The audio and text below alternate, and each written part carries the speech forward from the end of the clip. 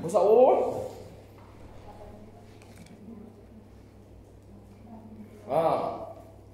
Imam teringat di dalam sembahyang bahawa ia berjunub atau berhadas kecil. Betul? Betul tak? Bukan surat 82, masalah 125. Imam teringat di dalam sembahyang bahawa ia berjunub atau berhadas kecil. Berjunub maksudnya dia belum mandi wajib dah, kan? Mama biasa dah ada pengalaman. Mama solat dalam keadaan mama berhadas. Maksud berhadas ni mungkin sebab mama terlupa ambil wudu, ataupun subuh-subuh hari tu terlupa terus solat, sat mandi. Pernah tak ada pengalaman tu? Pernah? Ya. Kita tak kadang-kadang terasa kita tu, tapi belum ada seorang sedang. Benda ni boleh berlaku, boleh berlaku, dan jangan pelik kalau berlaku, dan jangan pelik kalau berlaku pada imam ataupun pada siapa-siapa dan dia buat diam. Okey, baik. Kenapa dia buat diam? Mungkin dia nak selamatkan dia punya jemaah daripada nanti bertempiaran, berselera. Mungkin. Atau mungkin juga dia pun tak tahu macam mana nak buat, maka dia boleh bersorak. Baik. Jika imam teringat di dalam sembahyang, imam dia tengah sembahyang, sedang dia sembahyang, dia pun teringat. Dia teringat apa? Dia teringat bahawa ia berjunub. Yang ni dia berhadas besar. Malam tu dia bersama isteri dia. Pagi tu bangun subuh, bangun kelang kabut. Kenapa pagi tu dia bertugas jadi imam? Jadi terlupa yang semalam dia dah bersama isteri dia. Maksudnya pagi ni dia kena mandi. Semalam lepas bersama tak mandi, pagi ni dia pun tak mandi. Dia pun terus ke masjid. Sekali sampai masjid dia jadi imam. So dia dalam keadaan terlupa. Okey. Maka lazimlah, pastilah ia imam keluar daripada sembahyangnya itu. Imam kalau dia jadi macam tu, apa patut buat? Dia kena keluar daripada jadi imam. Dia tak boleh teruskan. Kemudian, jika adalah tempat bersuci itu hampir, maka hendaklah ia imam mengisyaratkan kepada para makmum supaya mereka menunggunya, dan hendaklah ia imam pergi bersuci dengan segera. Dia bagi tahu kalaulah tempat tu, contoh kalau kata dia terlupa berwudu, ataupun ini situasi kalau lupa wudu, ataupun kalau situasi imam dah terbatas sebab kentut. Bila sebut berjunub ni tak semestinya semalam bersama dengan isteri saja. Kat sini dia kata sama ada berhadas kecil ataupun berhadas besar. Okey, kita ambil situasi berhadas kecil. Imam batal. Bila imam batal, apa dia patut buat? Tempat nak wudu pun dekat. Maka dia boleh tahu. Dia keluar, kemudian dia ambil wudu semula. Lepas tu dia buat isyarat pada makmum, tunggu aku bro. Boleh tak? Boleh. Baik.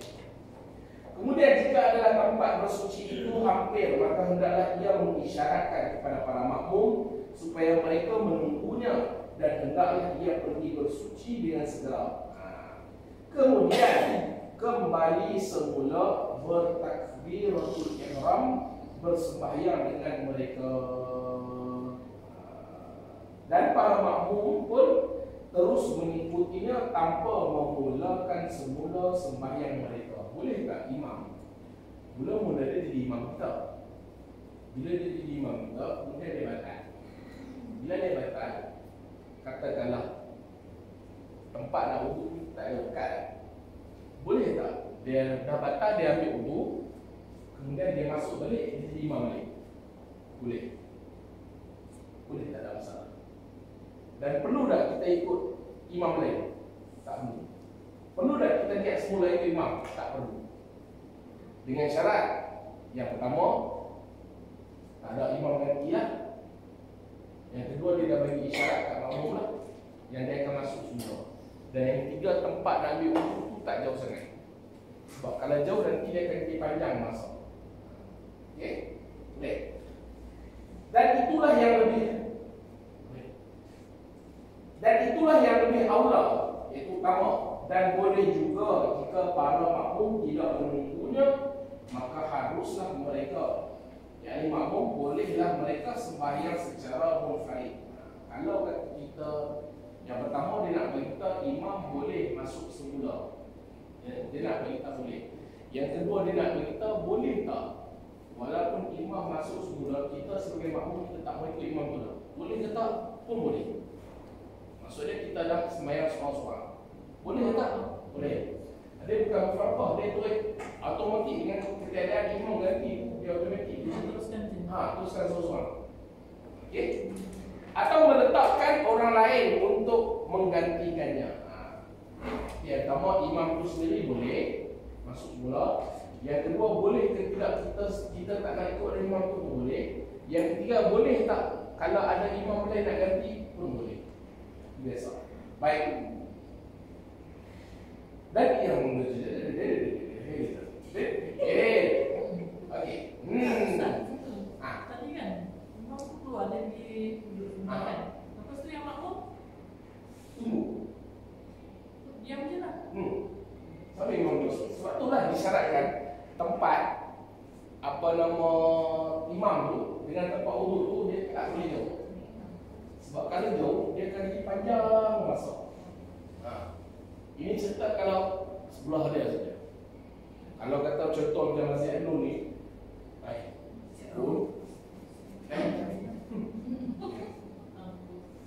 Ampus dulu. Okey? Kalau jauh dia kan, imam pun dia kena sedih lah. Dan kita pun tengok kan, kalau masjid ni tak ada sekian seorang lah. Okey? Baik. Dan berkata Syekh Abu Hamid, sesungguhnya yang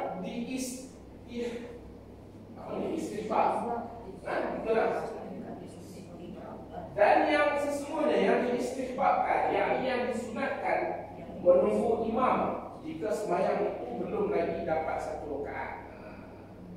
Dia kata yang terbaiknya tunggu imam. Yang terbaik tunggu imam. Adapun jika sudah dapat satu rakaat, maka tiadalah diistihbabkan menunggunya. Kalau ada satu rakaat tak tunggu. Maksudnya kalau kita ada dua rakaat, imam tak tunggu. Dia cerita kalau kata masa mula-mula. Wa ma dafalu kama idza wa mustaqbal. Wa ma dafalu. Wa ma dafalu kama idza wa mustaqbal. Siapa yang masuk? Kama idza wa mustaqbal. Siapa yang masuk, pastikan keluar pun dalam keadaan seperti mana dia masuk. Dia masuk keluar. Dia dari mana? Bersalahan jika adalah tempat bersuci itu berjauhan. Okey, kalau tempat bersuci itu, tempat wuduk itu jauh, janganlah buat macam mana kita dah cerita tadi. Maka hendaklah para makmum itu sempurnakan sembahyang mereka bersendirian. Okey, yang macam lama Muhammad Hajar tanya tadi kan, kalau dekat okeylah. Kalau jauh tak perlu. Janganlah menunggunya. Dan berkata Imam Asy-Syafi'i radhiyallahu anhu, mereka yakni para makmum diberi pilihan di antara menyempurnakan sembahyang masing-masing bersendirian atau melantikkan seorang lain untuk menjadi imam mereka. Okey, mana-mana boleh, tak ada masalah. Mudah kan? Itu mudah ya, tak ada apa. Semua nak cerita kata kalau kita berjunub ataupun kita dalam keadaan berhadas, ada kecil ke tengah-tengah solat kentut, cepat-cepat keluar. Jangan tunggu. Ataupun tengah-tengah solat dia dah rakaat ketiga baru teringat, terlupa nak wuduk tadi. Terlupa. Ataupun tengah-tengah solat, lepas tu masa tengah-tengah solat tu tak cicak jatuh, tangan dia kena tangan ke apa ke, cepat-cepat berhenti. Jangan sambung. Okey, tengah sambung. Baik. Masalah 126, hukum memanjangkan rukun yang pendek. Mama, dalam solat kita ada rukun yang panjang, kita ada rukun yang pendek. Okey? Dalam solat Ini tadi berhadas kecil kan? Kalau dia berhadas besar, okey. pernah mandi. Okey. Jadi macam Dia kena keluar. Kalau dia imam, dia kena keluar. keluar dari Keluar daripada imam tu. Kalau dia makmum pun dia kena keluar terus. Kamu biasa lah. biasa imam. Kalau imam, contoh kalau ni sekarang ni 10 jemaah saya tengah-tengah, alhamdulillah, tadi tak bangun. Ganti-ganti. Dulu Ustaz ganti. Jadi Keluar. jadi kena lantik dari Bila saya keluar, orang belakang biasanya orang belakang yang akan dia ada cara sama ada saya keluar. Orang mana buat itu, biasanya imam ni dia akan keluar terus. Bila keluar tu memberi maksud memang dia takkan jadi imam lah. Biasanya kalau di tempat kita, kalau imam tu keluar, dia takkan jadi imam lah. Jarang sangat.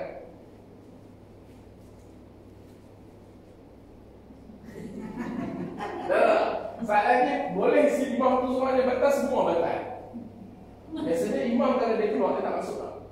Jadi keluar macam biasa. Jadi yang belakang naik kan? Ganti.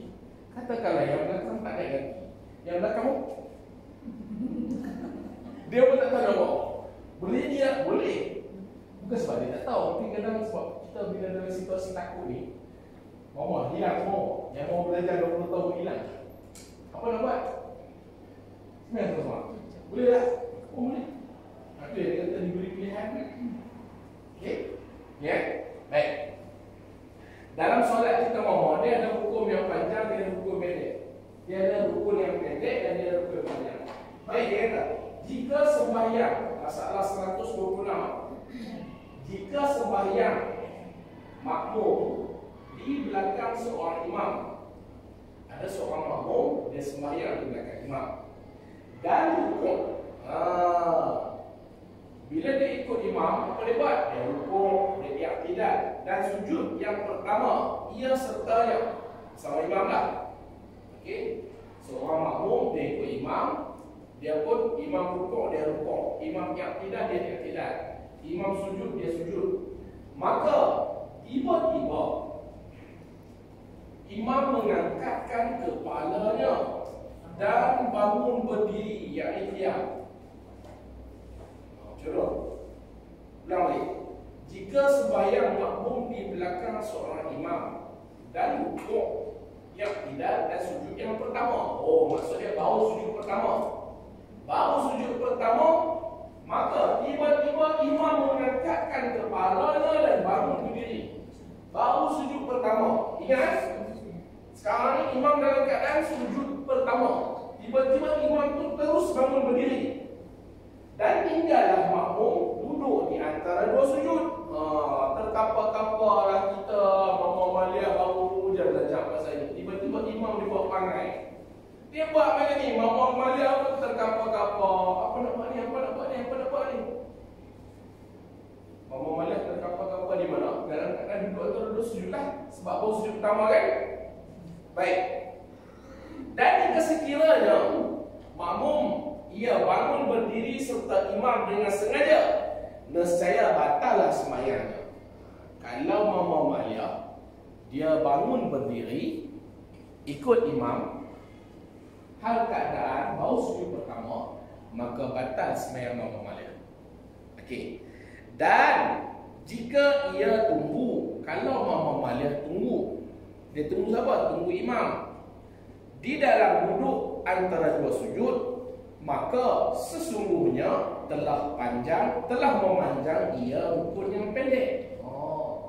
Rupanya duduk antara dua sujud ni dia bukan rukun yang panjang, dia rukun yang pendek. Bila rukun pendek, kita tak boleh duduk atau kita tak boleh buat lama-lama. I'tidal, rukun pendek. Boleh tak? Sami Allahu liman hamidah rabbana lakal hamd, duduk 15 minit, diri je ni. Tak boleh. Sebab i'tidal rukun yang pendek. Ataupun duduk antara dua sujud.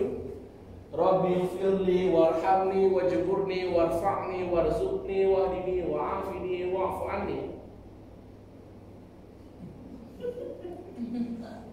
Boleh tak lama-lama? Tak boleh. Sebab dia lupa yang pendek. Lepas tu dia kata, kalau Mama Malia ikut imam baru nak berdiri, batal. Ustaz ada pentas sudah pakai lagi pentas. Nampak. Apa dia? Ada pentas kan, pakai dah pentas tapi ada pinjam. Oh. Amal ni. Okey, kalau dia berdiri, kalau Mama Malia berdiri, batal. Sebab apa batal? Tidak tahu. Ha.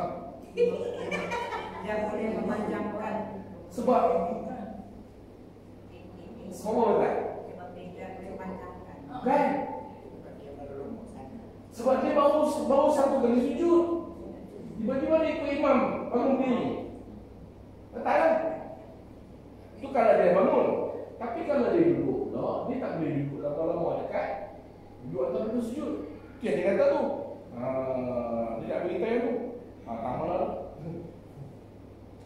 Okey. Dan jika ia tunggu imam di dalam duduk antara dua sujud. Kalau Mama Malia dia tunggu imam dalam keadaan duduk antara dua sujud, maka sesungguhnya telah memanjang ia Mama Malia rukun yang pendek. Okey. Dan jika ia sujud, dan kalau Mama Malia sujud yang kedua, kemudian bangun berdiri mengikut imamnya, nescaya batal sembahyangnya. Mana satu nak buat ni? Berdiri batal. Tunggu dalam duduk antara dua sujud boleh batal juga sebab tak boleh lama-lama. Kalau dia sujud yang kedua pun batal juga. Jadi macam mana buat? Paling sana membarakkan yang baik sendiri. Membarakkan apa sih lepas Jangan gimana membalas.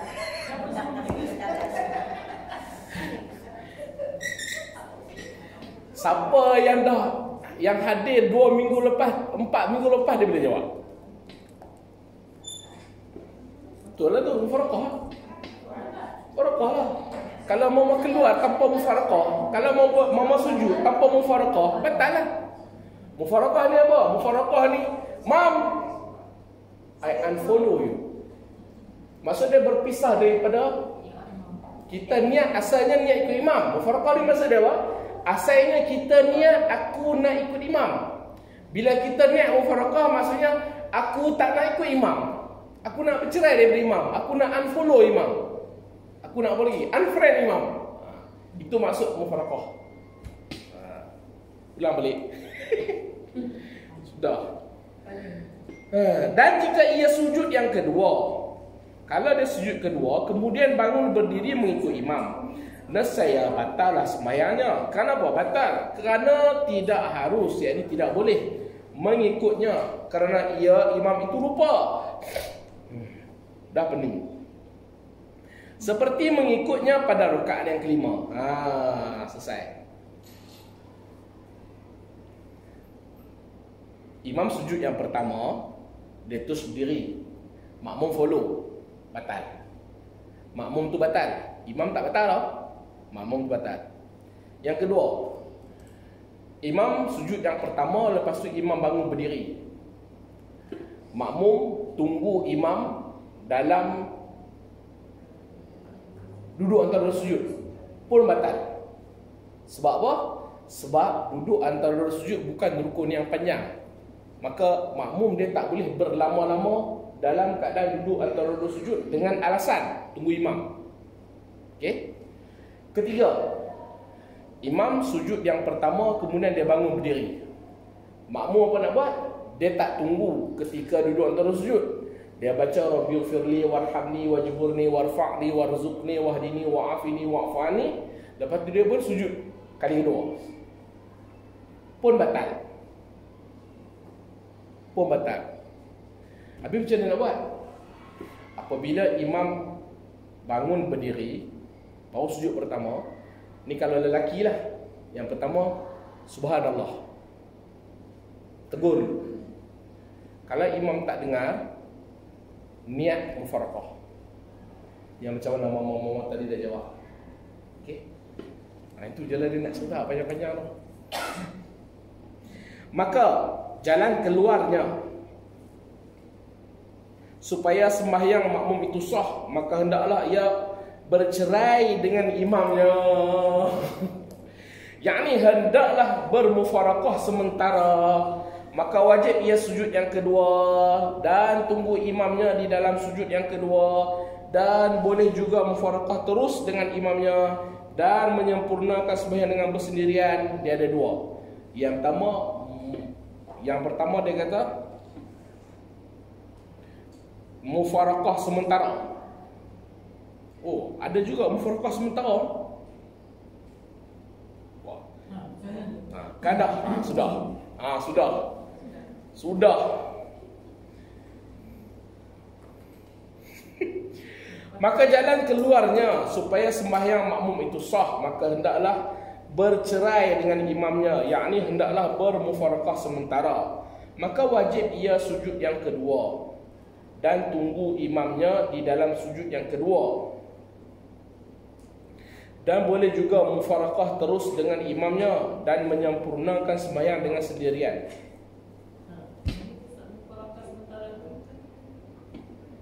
Okey, mufaraqah sementara ni saya tak boleh jawab, saya kena semak kitab dulu.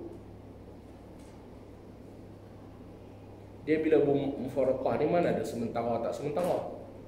Bila mufaraqah ni kita auto keluar daripada imam. Dia ada maksud lain ni. Ada maksud lain, bukan maksud mufaraqah sementara ni. Yang dekat yakni hendaklah bermufaraqah sementara tu dia ada maksud lain tu. Nanti saya semak balik. Okey. Tapi kok mana pun dia kata yang lebih baik apa? Mufaraqah lah kan? Mufaraqah. Dan jika berlaku perkara di atas di dalam rakaat pertama pada sembahyang Jumaat, maka para makmum tidak boleh mereka bermufaraqah dengan imam, sama ada dengan uzur atau tidaknya. Tapi kalau berlaku pada rakaat pertama masa sembahyang Jumaat, dia kata tak boleh buat, tak boleh mufaraqah. Sebab apa dah? Dan jalan keluar supaya tidak batal sembahyang mereka, maka hendaklah para makmum sujud yang kedua dan tunggu imam mereka di dalam sujud itu.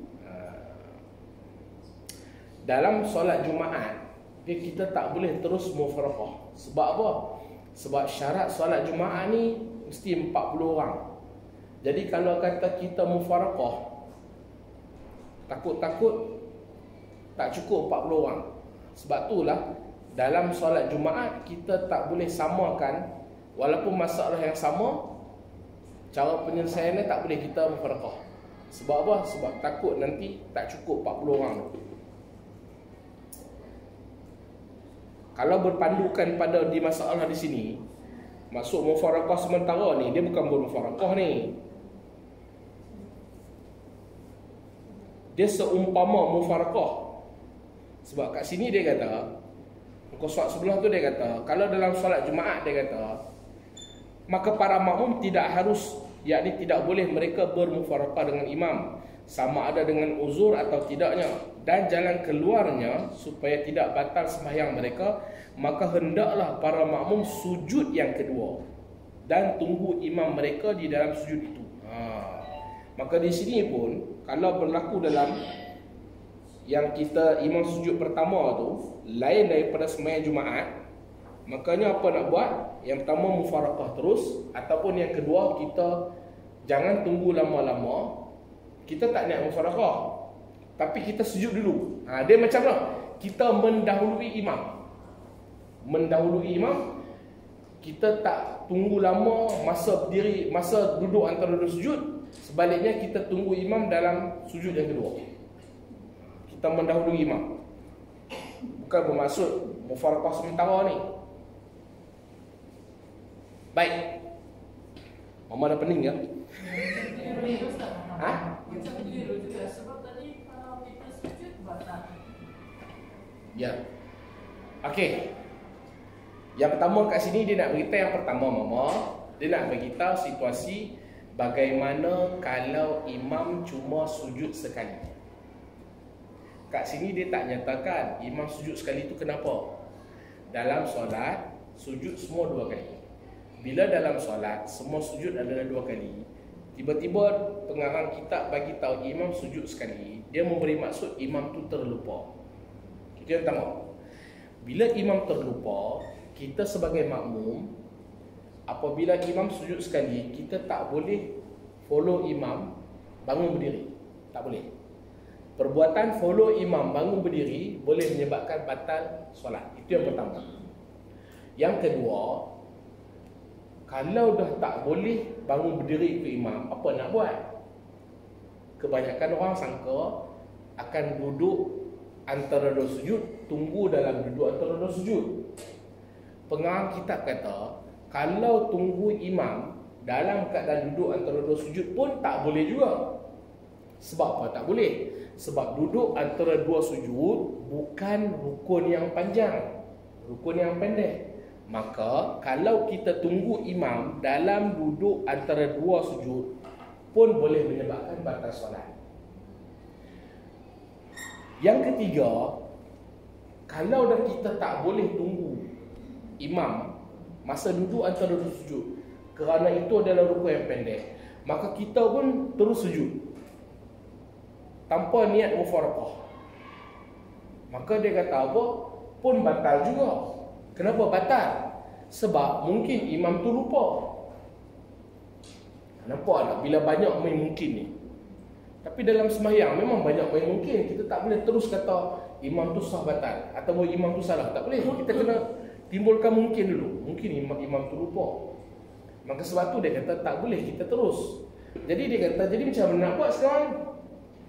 Dia bagi tahu kat kita, yang terbaiknya dia kata, maka jalan keluarnya supaya sembahyang makmum itu sah, maka hendaklah bercerai dengan imamnya, yakni hendaklah bermufaraqah sementara.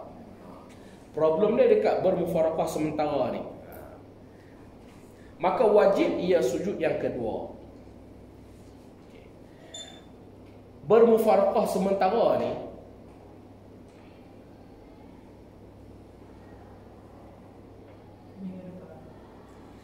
dia bukan memang dalam pengarang kitab ni dia tulis bermufaraqah sementara.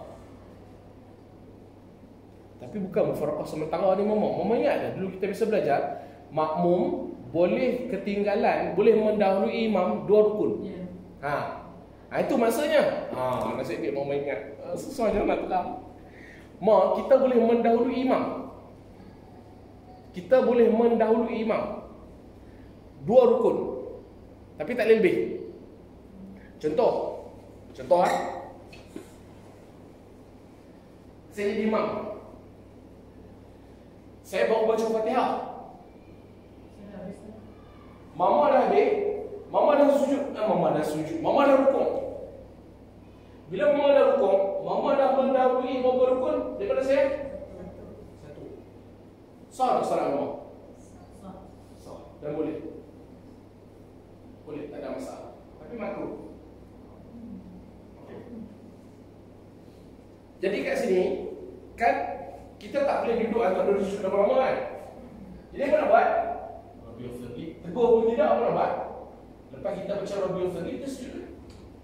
Sujud. Lepas tu kalau tadi tiba-tiba imam teringat untuk sujud yang kedua.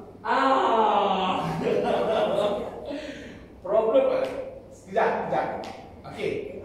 Sekejap. Kita pun sujud. Bila kita sujud apa nak buat? Kita tunggu imam dalam keadaan sujud. Tapi macam mana kita nak tahu dia sujud ke tak sujud ke tak? Sebab tu lah dia kata mufaraqah. Dia lebih baik.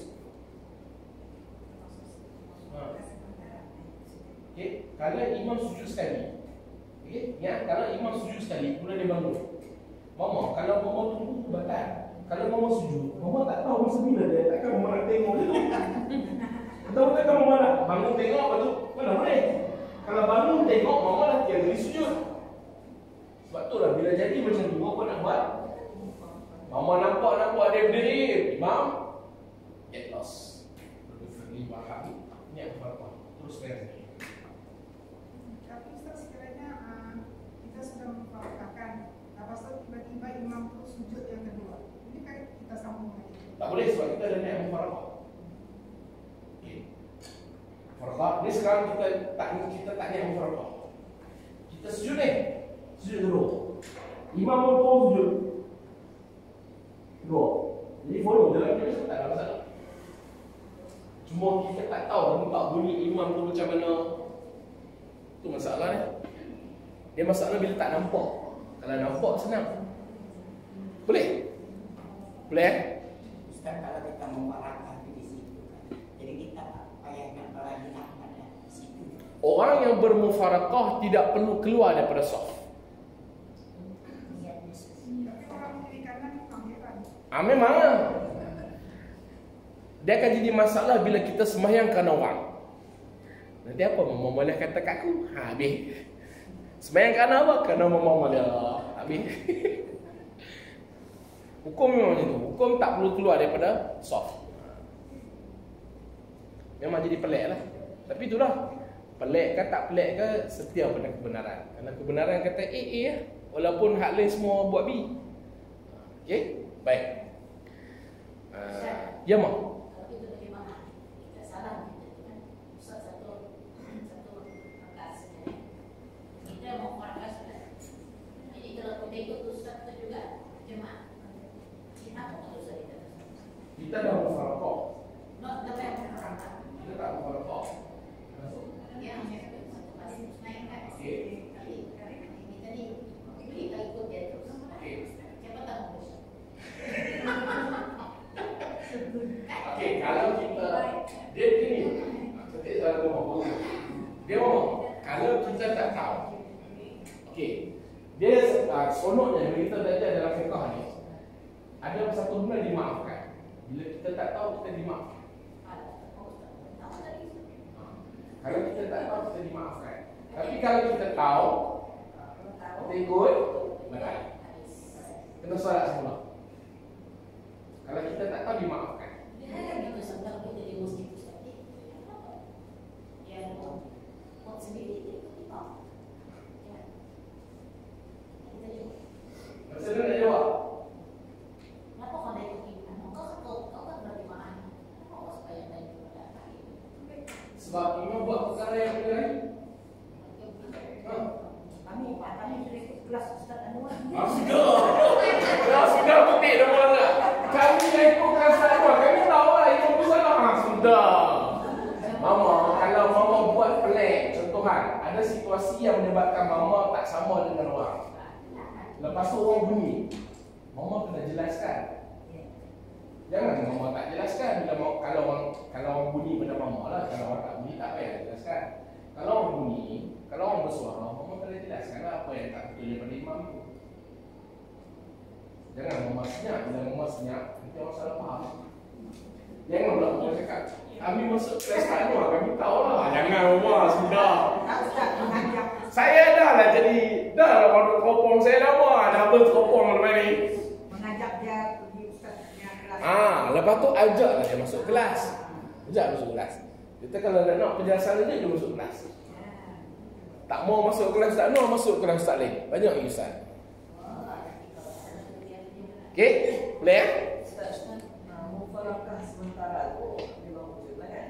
Jadi niat mufarakah sementara tu kita sujudkan. Sebelum kita sujud kali kedua tu dengan niat menunggu imam ingatkan.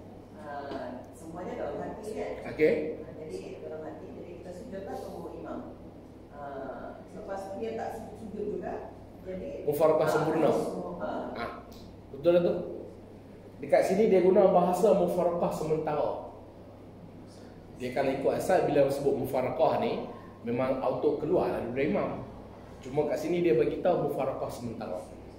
Dia suruh macam kita mendahului imam lah. Tanda-tanda nak mufarakah lah. Macam bercerai lah. Dia mesti ada tanda-tanda nak bercerai ni dua kan. Ini pun macam tu lah. Okey? Boleh? Baik. Sementaranya itu berapa lama? Ma, bila jadi macam ni, mama jangan mufarakah sementara, mama mufarakah terus. Okey? Jadi situasi macam ni, mufarakah terus. Kenapa mufarakah terus? Itu lebih memudahkan. Itu lebih memudahkan. Tapi kalau mama rajin, tunggu ada mufaraqah sementara dulu, lepas tu baru nak tunggu imam, lepas tu tengok-tengok berlinding. Kalau saya mufaraqah terus. Saya tak ada sementara-sementara. Saya pening dengan imam. Okey? Boleh? Boleh? Ustaz, dia ada apa tadi? Rukun yang pendek. Rukun yang pendek, rukun yang panjang. Okey, rukun yang pendek dia apa? Mama, duduk antara dua sujud, rukun pendek. Iktidal, rukun pendek. Maksud rukun pendek, mama tak boleh lama di situ.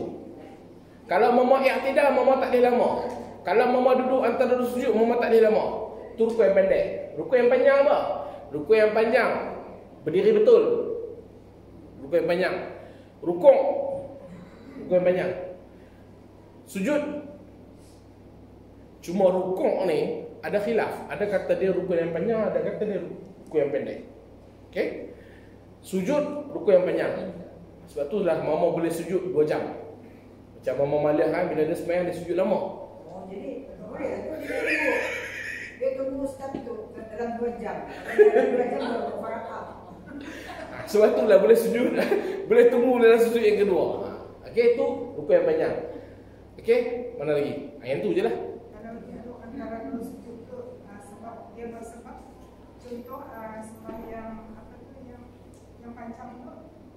Tasbih. Oh itu tak apa. Tak apa.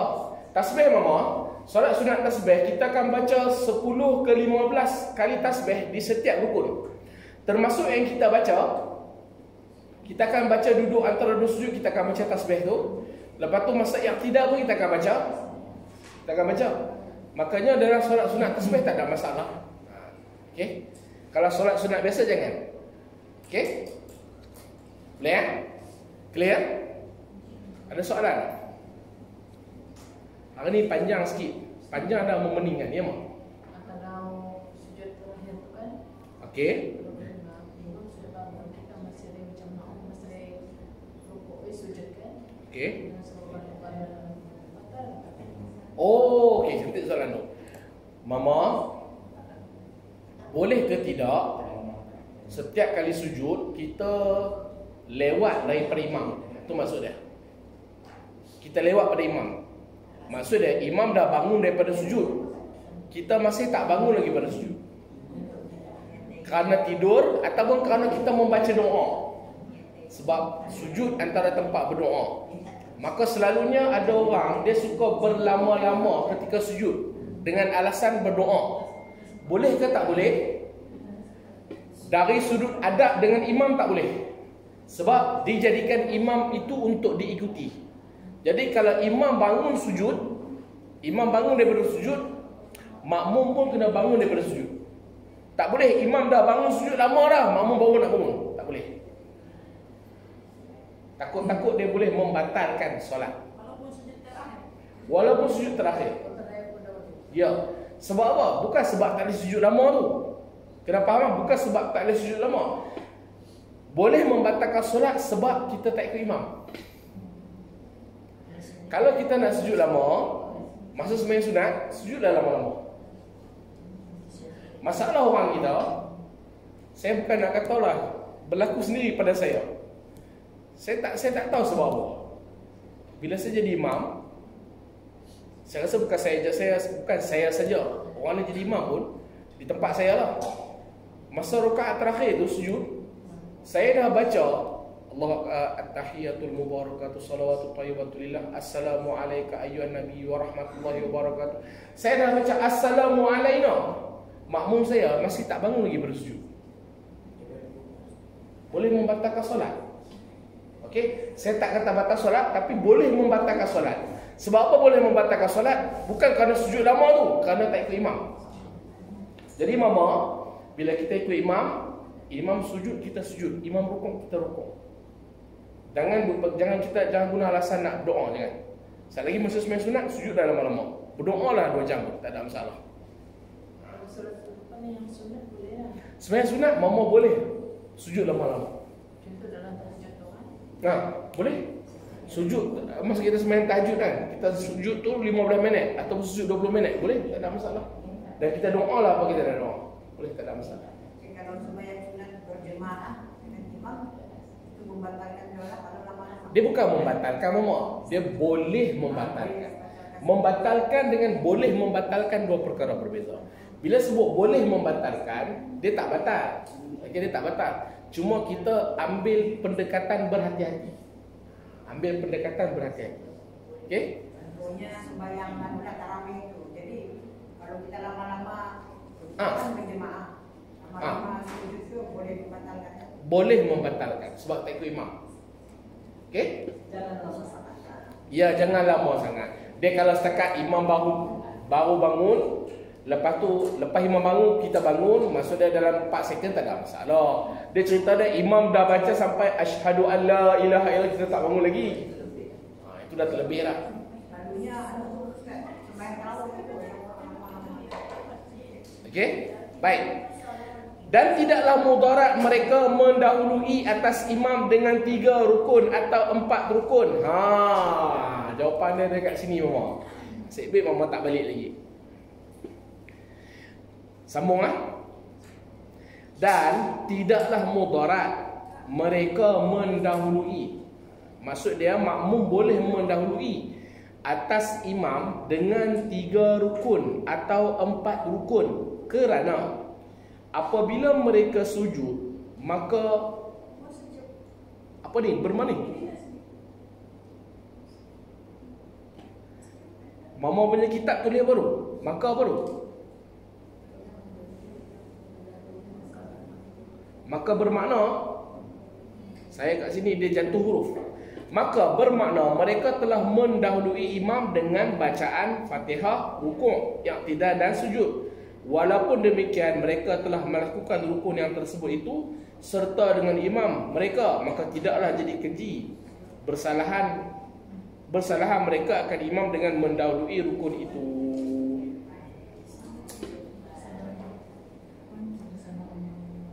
Dan tidaklah mudarat mereka mendahului atas imam dengan 3 rukun atau 4 rukun kerana apabila mereka sujud maka bermakna mereka telah mendahului imam dengan bacaan Fatihah, rukuk, i'tidal dan sujud. Walaupun demikian mereka telah melakukan rukun yang tersebut itu serta dengan imam, maka tidaklah jadi keji bersalahan mereka akan imam dengan mendahului rukun itu. Tak ada masalah sekiranya kita mendahului imam. Okey? Kalau kita tengok pun kita boleh mendahului imam. Kalau tengok sebelum ni minimal 2 rukun. Minimal 2 rukun. Cuma jangan sengajalah. Okey? Kalau sengaja jadi makruh walaupun boleh. Baik, selesai dekat tu. Ada soalan? Ada tak yang tak clear?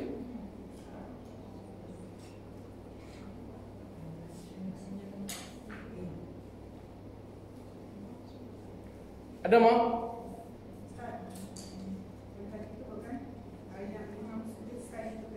Okey. Lepas itu sekiranya makmum yakin dia juga sudah sujud, maksudnya 2 kali, maka sah sembahyang makmum.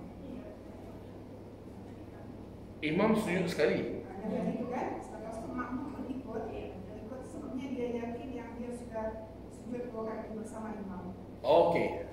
Okey. Lepas tu? Sahkah sembahyang makmum? Lepas dia yakin tiba-tiba imam terus sujud. Macam mana? Masa tu adakah dia mesti yakin? Soalan balik soalan. Sebab yakin ni dia tak ada benda yang boleh menyebabkan keraguan lagi kalau dia yakin.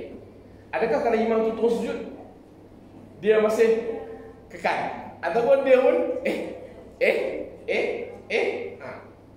Gunanya habislah sembahyang pula sudah sekiranya habislah. Sebabnya imam sudah yakin dia sujud 2 kali, yang makmum pun yakin dia sujud 2 kali. Lepas itu kalau sudah selesai, baru dia perasan yang sujud dia sekali, perlukah makmum mengulang lagi sembahyang? Perlu. Dia beza kalau imam tu dia bangun sujud, dia bangun daripada sujud pertama tu, dia yakin memang dia dah sujud 2 kali. Okey? Dengan memang confirm bukan sujud 2 kali, memang imam tu terlupa. Itu beza. Okey? Ada lagi tak?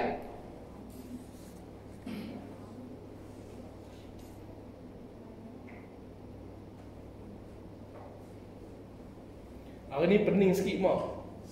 Dia pasal bercampur. Itu yang pening.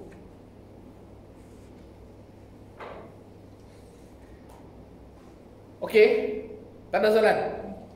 Kalau tak ada soalan, kita berhentikan tu. Kita berhenti di situ. Tolong tanda dekat masalah yang ke-126. Kita akan sambung ni dekat masalah 127. Imam Syak membaca Fatihah dalam rukuk. Mama pernah tak baca Fatihah dalam rukuk? Atau membaca tahiyat masa rukuk? Atau membaca tahiyat masa berdiri? Ada kan? Ataupun masa mama duduk tahiyat, mama baca Fatihah. Pernah kan? Dia ada hukum tu mama. Dia ada hukum tu. Dia bukan, walaupun benda tu bukannya rukun, tetapi dia ada kaitan dengan sunat ab'ad. Dia ada kaitan dengan sunat ab'ad yang mana boleh mengakibatkan digantikan dengan sujud sahwi. Tapi yang tu minggu depan. Okey. Minggu depan di pantai. Betul ya di pantai? Ya. Minggu depan di pantai. Wallahu a'lam. Kalau mama tak ada soalan apa dah, tangguh dulu kelas kita.